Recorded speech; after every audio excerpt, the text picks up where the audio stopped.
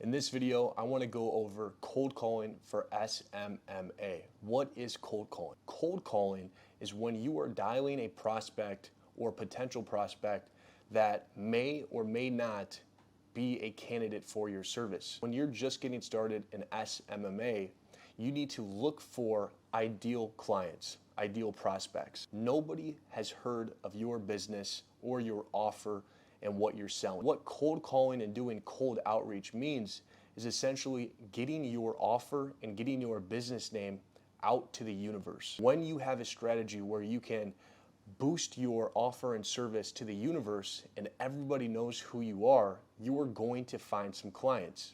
It's math. In my personal experience, when I first started my social media marketing agency, I was cold calling 300 to 600 prospects every single day. When I did this, I already had a business, the lawn and landscaping company that I referred to in other videos. I had one of my employees also call, and he was not so great, but he still booked meetings for us. I had anywhere from 5 to 7 meetings every single day. And I'm just saying this so that you understand how many sales calls is normal. Please understand that the people that are going to get to that 10K, 20K per mark in their agency faster are the people who take it more serious. You just need to ask yourself, how serious are you taking this? From Stevie Johnson, I watched his video the other day. He talks about a saying in his company, where is my money? Where is my customer's money? Where are my clients' money? What resonated with me is when you wake up every day like you're completely broke, you want to know where your money's at. The money is on the phone. You need to get out there and start asking people if they want to grow their business. When you're doing social media marketing agency, and if you've probably been watching my channel, lead generation, then if they want to grow their business, they need to see the sales presentation. Of course, you guys know me, I have my free course down below that gives you a presentation with case studies, testimonials, and results so that you can have a better chance of actually closing a client rather than going out there and just giving free trials. Back to the point with cold calling. Now, you can use Go High Level. I also have a link in the description that can manage your pipeline. When you're cold calling, you need to have a pipeline. There's going to be different sections of your pipeline. Essentially, what a pipeline is when a person says that they are interested in growing their business is on one side, and on the far right is when you close the deal. What you're going to do throughout this process is call them up, text them, and get them on different calls. Now, inside the free course, the Master Key, we initially just ask for an email on that first cold call. When you're cold calling, you can ask directly for a sales call, but in my experience, what has worked with me is having multiple calls so that way we have more rapport, more trust, and in the end, when we do end up closing them, we've already spoken to them at least 3 to 5 times before. The problem with calling somebody up and booking a sales call and trying to get them to buy something for $2,000 to $5,000, it's just not realistic. Ask yourself, if somebody called you right now saying that they could get you 30 to 60 sales calls in your agency per month, and you hopped on the phone with them or you hopped on Zoom and they said it's $2,000 to $5,000, I mean, what are the chances that you're gonna actually give them the money? It's super low. Less than 5%. Our one call closing rate was 3%. It took me 60 sales calls before I closed a customer for $3,000. Once you get that email, you're going to send them results, testimonials, case studies, or whatever you have to give them value and get them excited to hop on the call. The next day, you're going to contact this business, and on this call, you're going to do a bit of discovery. Discovery is when you ask questions about the business so that you have a better understanding of their situation. Now, not everybody is a buyer, especially for $2,000 to $5,000 retainers per month. The reason is because if Eddie with a tree company or Eddie with a roofing company only is making $5,000 per month, it doesn't make financial sense for him to invest into a program that's going to get him 30 to 50 estimate appointments per month. It's just way too much work. If you have the skill of running Facebook ads already, then yes, you can have a $500 retainer. But in my experience with clients that have paid me $500, $750 per month, those were the worst customers. During this second call, you're going to be very nonchalant and you're going to speak to them like you're already their friend. Hey, it's Alex from Real Ass Hunters. How's it going, man? They're going to say, oh yeah.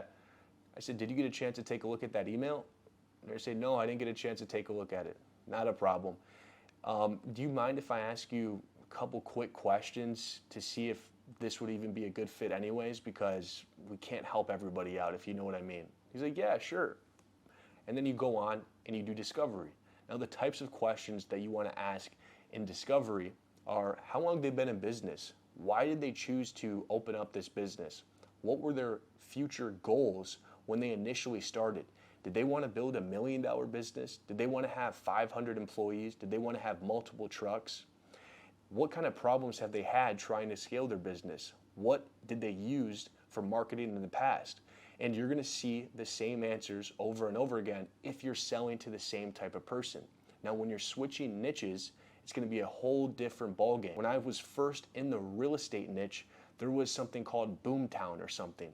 And Boomtown had better technology, lower cost per leads, and was an absolute game changer in the real estate market. But they also had a ton of bad reviews. So we ended up converting the people who hated Boomtown into our service. And I know real estate is still a good niche, but you're going to have to be a little bit more advanced if you want to get into a niche like that. Once you ask these questions, learn about their business, understand their situation, and see if you can actually help them, what I like to do is tell them that I have a client call in the next 5 minutes and I actually have to run. What you're doing is leaving them on a cliffhanger. When they say that they had problems with Angie's List, Home Advisor, you tell them, oh yeah, we can definitely help you out. We're crushing it right now with our Facebook ads. The people that are running them basically have it down to a science. It's like they have a Harvard degree in Facebook ads. But I do have to go. Let's book a call where I can show you how these guys are actually getting the results, and I'll show you step by step. I just want to leave you with complete value, and if you want us to do it for you, cool, but that's not necessary at all. You can actually do this yourself, or you can even have somebody in-house do it for you. When you say this, you're telling them that you're going to show them exactly how to do it, and this is a reason for them to show up to the call. During this call, if you have the right rapport, if you're sharing stories about your business, their business, they're going to feel bad if they don't show up to that call. Let me preface, these are business owners, so you're going to have a ton of reschedules. This is a part of the game. You are in the social media marketing agency game, and this is just how it is. So if you don't like rescheduling people, if you don't like calling people that you don't know before, then you can either have somebody else do it for you, or you might want to get into a different game. Once they say that they want to show up to the meeting, an easy way to schedule it is by asking them, are mornings or afternoons better? It's by giving them two options rather than asking if they have time for a call, because they're just going to say no. Or they'll say, yeah, I have time for next week, Friday.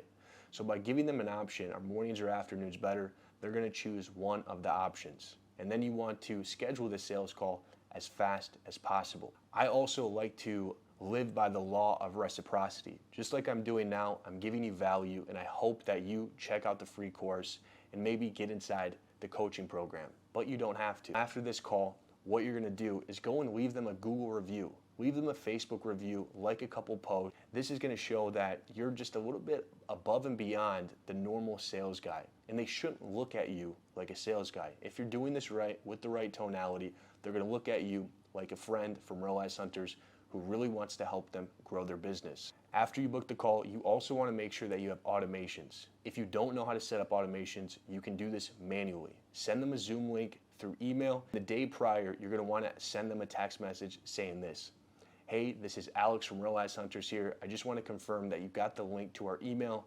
at the time of the sales call. Now, if they don't answer, you're going to want to contact them the next day in the morning and give them a call or a text. The reason you're doing this is you're going to become aware if they're actually going to show up to that call.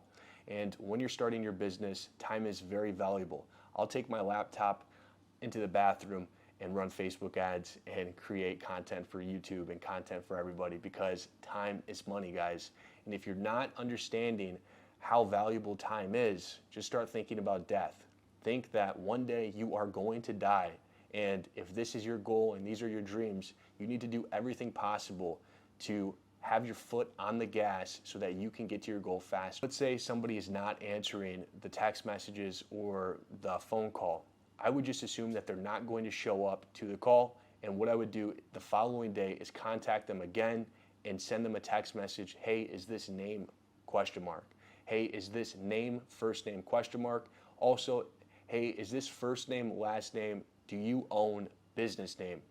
Hey, do you do commercial or residential roofing? These are all variations of different times that you can text them to get an answer. As soon as they answer, you want to give them a call. If you don't know this yet, I use Kixi, and Kixi is a platform when we call somebody, it uses their same area code, which will increase the pickup rate.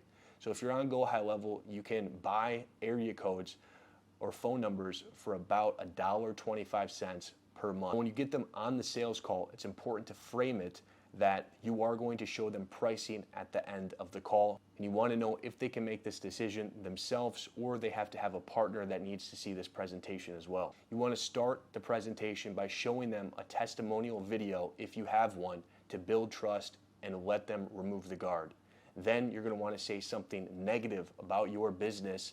So again, it lowers the guard and becomes more real, because throughout the sales call, you're going to continue telling them positive things about your company. What you want to do during the sales call is get many confirmations that they understand what's going on, and tell them if they don't understand something, feel free to ask. If they ask you something that you don't know about, you can either ignore it or give them a response, and this response should be as short as possible, followed by a question so that you can direct the call. The person asking the questions has control. So for example, if somebody said, hey Alex, whenever the Facebook ads are running and the leads come in, are those going to be sent out to me or you? If you don't know this question, you can say, totally, we'll talk about that later on in the call.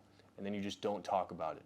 Or you could say, yeah, I can talk to my ads team and get a better clarification for that answer, and I'll send you an email later on today. This is one strategy. You want to show them the process of what you're going to be doing so they have a complete understanding. After you show them the process, you're going to ask them, really understand the process and how we're generating the leads and how we're qualifying the leads and how we are actually booking the appointments for you. Yes. And then you want to have a calculator. And this is something that I did not have on my initial sales calls. The calculator is going to sell them logically. You're going to put in the cost per lead that is average in the industry. You're going to divide that by the amount of budget that they're spending per month. So let's say it's $50 cost per lead and they're spending $50 a day, which is $1,500 per month budget. That means they're going to get 30 leads per month. Now, you also need to know your lead to appointment ratio. Your lead to appointment ratio is whenever you contact 10 leads, how many of them actually turn into estimate appointments. On average, you're going to see around 40 to 70% for local service businesses. Then you're going to show them how many estimate appointments to expect with the $1,500 in ad spend. What we do in our presentation is actually have a graph showing them that the first month you're going to see it cost per lead around $70. The month 2, it's going to be around $40 to $30, and then month 3 plus, it will be sub $30. Now, Facebook is a machine learning algorithm. The more you spend, the more Facebook will become smarter and the cost per lead will decrease. Does that make sense? Yes, it makes sense. Do the numbers and everything completely make sense? Yes. Okay, and I can show you our pricing now if that would be appropriate. That would be appropriate. At this stage of the game, you're going to want to get a yes, no, or maybe when you present the prices. And you're going to want to tell them to make a decision within 3 days because it's company policy and that you have to put it inside the CRM. Now, on this other call, you're going to want to close them hard. You're going to want to use logic frames, which I have inside the free Master Key course. Depending if they're a sophisticated or unsophisticated buyer, you're going to close them with logic, close them with reframes, and tell them stories to make them understand the decision-making process, and that the decisions that they've made in the past have led them to being stuck right now. And when you reframe it with a story, they'll actually see that their decision-making mindset has gotten them to that 10K, and they're going to have to switch their decision-making process to get them to 50K per month. Hopefully you enjoyed this video. I'm out.